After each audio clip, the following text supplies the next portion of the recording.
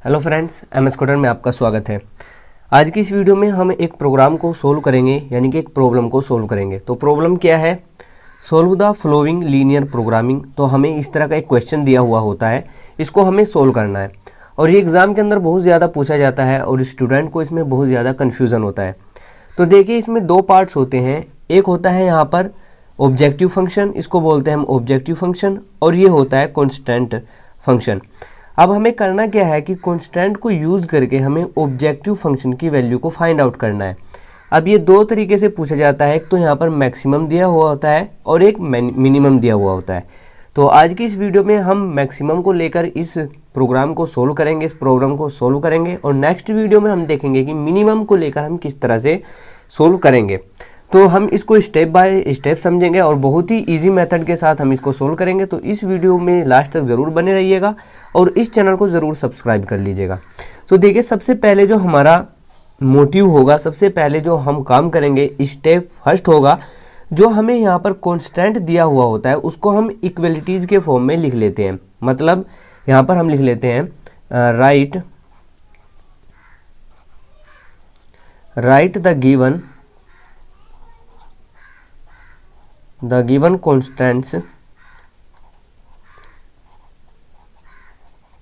constants as equalities।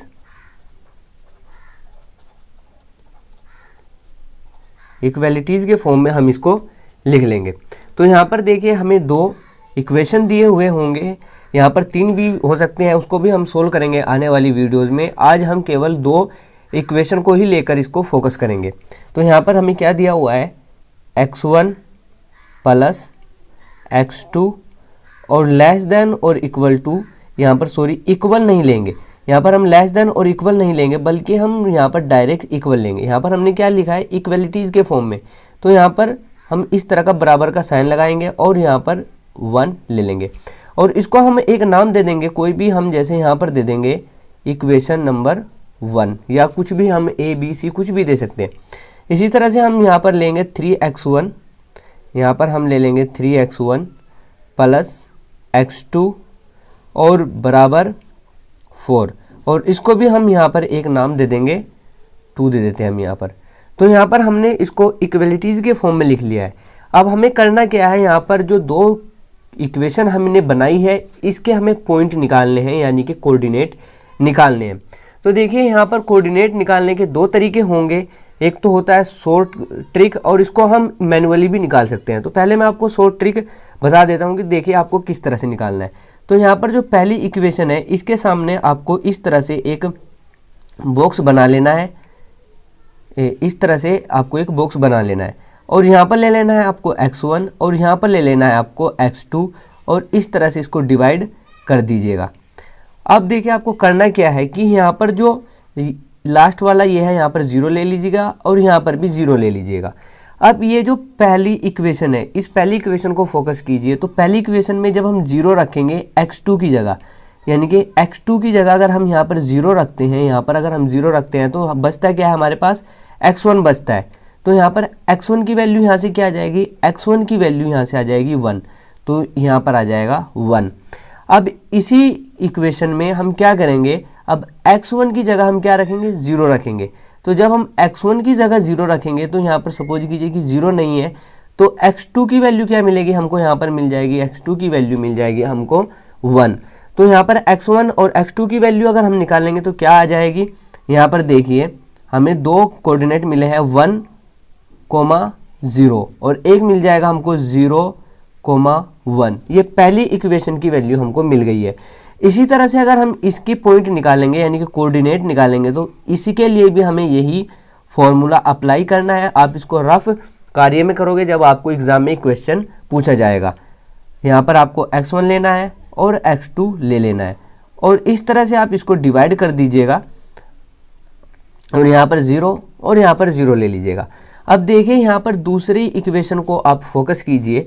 दूसरी equation में क्या कीजिएगा, आप x2 की जगह 0 रखेगा। तो जब हम यहाँ पर x2 की जगह 0 रखेंगे तो ये तो 0 हो जाएगा पूरा, ये तो 0 हो जाएगा। तो x1 की वैल्यू यहाँ से देखिए क्या मिलेगी आपको, यहाँ पर x1 वैल्यू आ जाएगी आपकी 4/3, और जब हम 4/3 को सोल्व करेंगे तो ये हमको मिल जाएगा 1.3।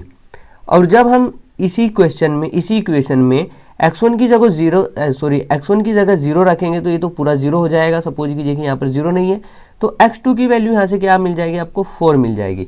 तो यहाँ से आपको 2 पॉइंट मिले हैं, 2 कोऑर्डिनेट मिले हैं। तो कोऑर्डिनेट कौन कौन से हैं यहाँ पर देखिए, 1.3, 1.3, 0।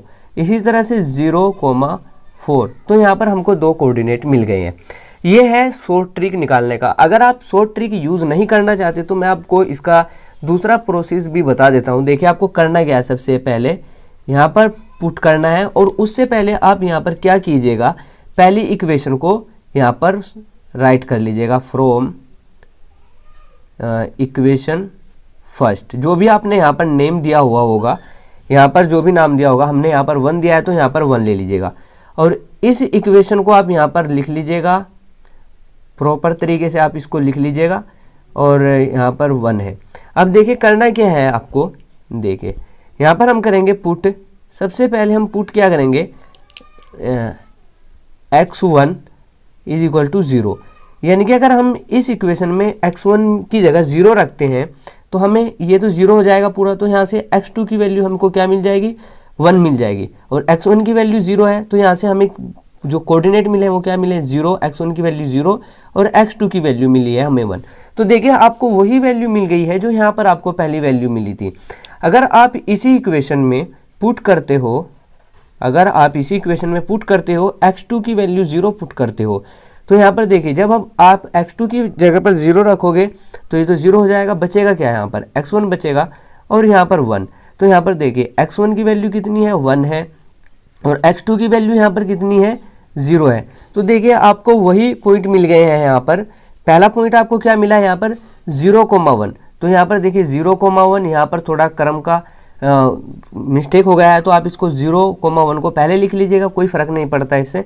और फिर 1,0, तो इसी तरह 1,0 मिलेगा। इसी तरह आप यहाँ पर दूसरा इक्वेशन को भी पुट आउट कर सकते हो, उसको आप सोल्व कर लीजिएगा। अब नेक्स्ट स्टेप हमारा क्या होता है, देखिए हमने यहाँ पर एक स्टेप कंप्लीट कर लिया है। एक स्टेप में हमने क्या किया है, सबसे पहले जो हमें कॉन्स्टेंट दिया हुआ था उसको हमने इक्वलिटीज़ करके लिख लिया है और उसके कोऑर्डिनेट निकालने हैं। यहाँ पर सेकंड स्टेप में आपको करना क्या है, यहाँ पर हम डायमेंशनल प्लेन को ड्रॉ करेंगे, यानी कि हम यहाँ पर ग्राफ बनाएंगे। तो यहाँ पर हम लिख सकते हैं इस पॉइंट को, draw the lines in 2 dimensional plane, 2 dimensional plane.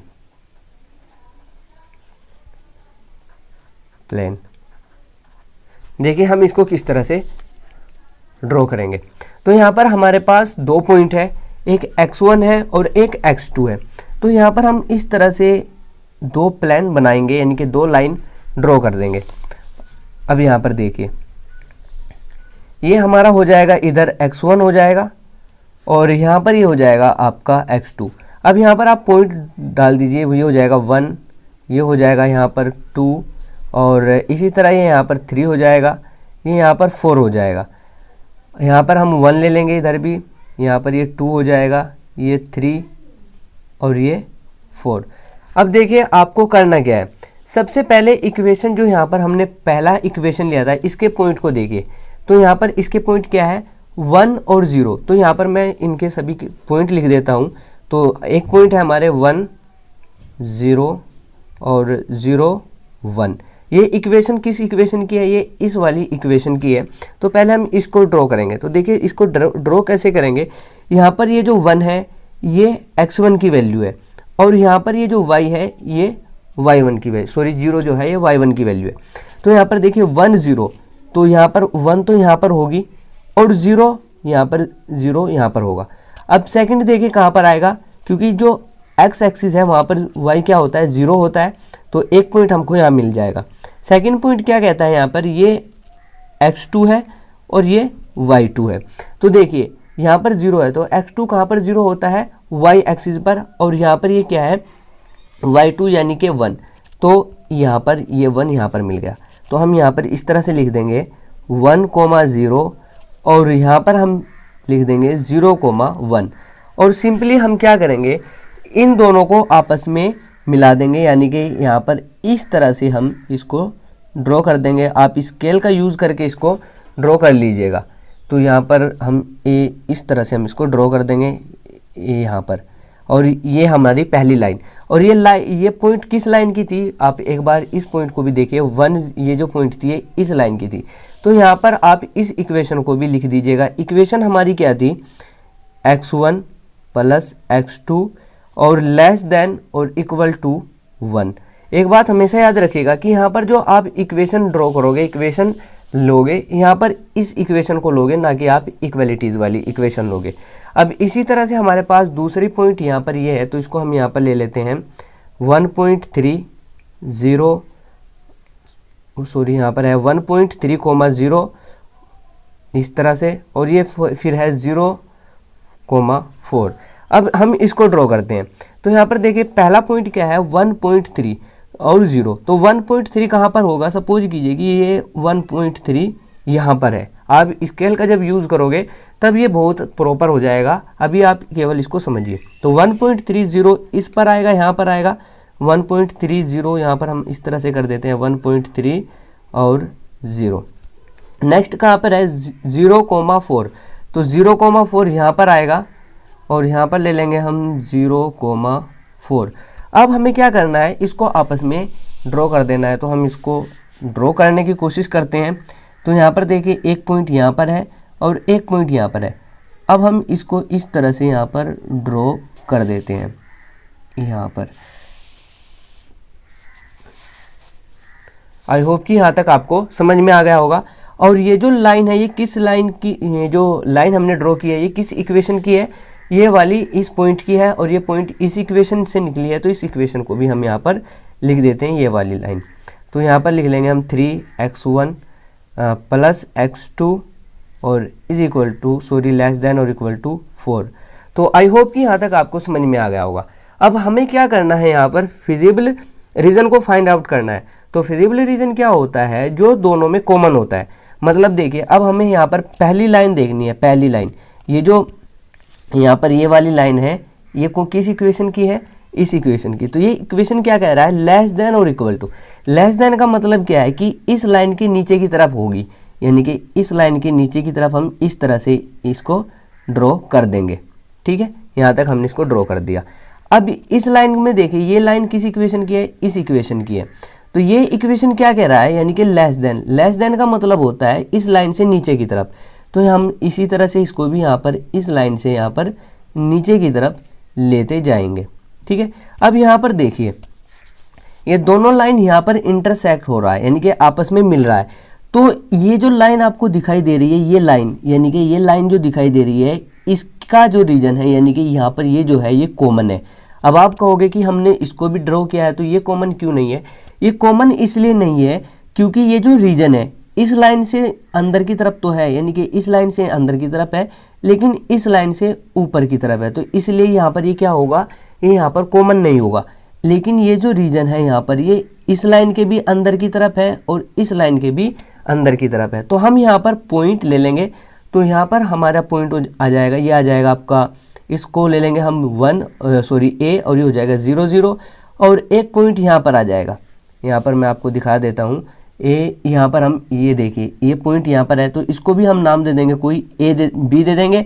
और यहाँ पर पॉइंट क्या है 1,0, तो हम यहाँ पर B दे देंगे। और एक यहाँ पर आ रहा है, आपको दिखाई दे रहा होगा 0 1, और इसको हम यहाँ पर नाम दे देंगे C। तो आई होप कि यहाँ तक आपको समझ में आ गया होगा। अब देखिए हमें करना क्या है, अब हमें ऑप्टिमल सॉल्यूशन फाइंड आउट करना है। तो ऑप्टिमल सॉल्यूशन फाइंड आउट करने के लिए जो हमें ऑब्जेक्टिव फंक्शन दिया गया था उसकी वैल्यू फाइंड आउट करनी होगी। तो यहाँ पर हम स्टेप 3 लिख देते हैं, स्टेप 3, और यहाँ पर हम लिख देंगे फाइंड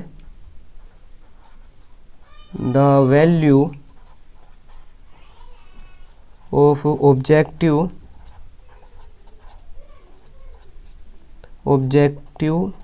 फंक्शन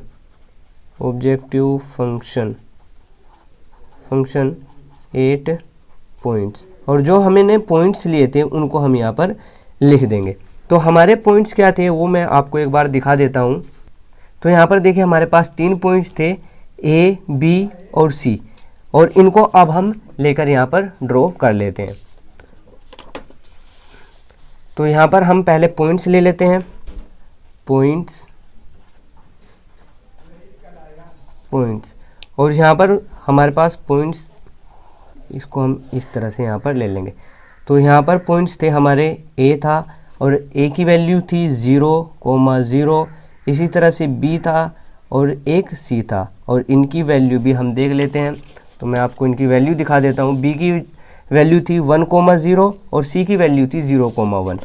तो यहाँ पर आ जाएगा B की वैल्यू 1,0 और C की वैल्यू थी 0,1। एक बार हम देख लेते हैं सही भी है या नहीं। B की वैल्यू है 1,0 और C की वैल्यू है 0,1, परफेक्ट है। अब यहाँ पर देखिए हमें करना क्या है, जो हमें ऑब्जेक्टिव फंक्शन दिया हुआ था उसको हम यहाँ पर लिख लेंगे। तो ऑब्जेक्टिव फंक्शन क्या था हमारा, z = 2x1 + 3x2। मैं आपको दिखा देता हूँ एक बार। यहाँ पर ये देखिए 2x1 + 3x2। अब हमें इसकी वैल्यू फाइंड आउट करनी है। तो सबसे पहले देखिए हमें करना क्या है कि यहाँ पर जो a की वैल्यू है, a की वैल्यू को हम इसमें पुट करेंगे। तो यहाँ पर ये x1 की वैल्यू होती है और ये x2 की वैल्यू होती है। तो जब हम इसमें x1 की वैल्यू रखेंगे तो देखिए 2 × 0 + 3 × 0। तो यहाँ से जो हमको वैल्यू मिलेगी वो क्या मिल जाएगी, 0 मिल जाएगी। इसी तरह हम इसमें क्या करेंगे, b की वैल्यू पुट करेंगे। तो b की वैल्यू पुट करेंगे तो 2 एज इट इज़ रहेगा, x1 की वैल्यू यहाँ से 1 आ जाएगा + 3 एज इट इज़, और x2 की वैल्यू हम यहाँ पर 0 रख देंगे। तो ये तो 0 हो जाएगा और यहाँ से ये मिल जाएगा, आपको 2 मिल जाएगा। इसी तरह से हम c की वैल्यू यहाँ पर रखेंगे। तो c की वैल्यू 2 × x1 की जगह क्या रखना है, हमें 0 रखना है + 3, x2 की जगह हमको 1 रखना है। तो यहाँ पर ये तो 0 हो गया, यहाँ पर आ जाएगा 3। अब यहाँ पर देखिए सबसे ज़्यादा मैक्सिमम क्या है, तो यहाँ पर 3 है, तो इसी को हमें ले लेना है। यानी कि यही हमारा क्या होगा, ऑप्टिमल सॉल्यूशन होगा, क्योंकि हम मैक्सिमम को लेके चल रहे थे।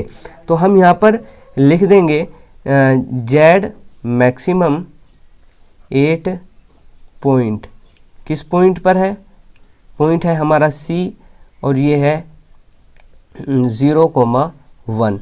That is optimal solution is optimal solution of this problem is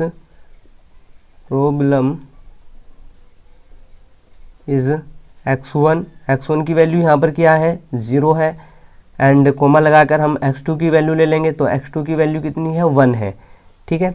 और यहाँ पर हम लिख देंगे मैक्सिमम z की जो मैक्सिमम वैल्यू है वो कितनी आई है, यहाँ से z मैक्सिमम आई है, यहाँ पर आप देख सकते हो 3 आई है।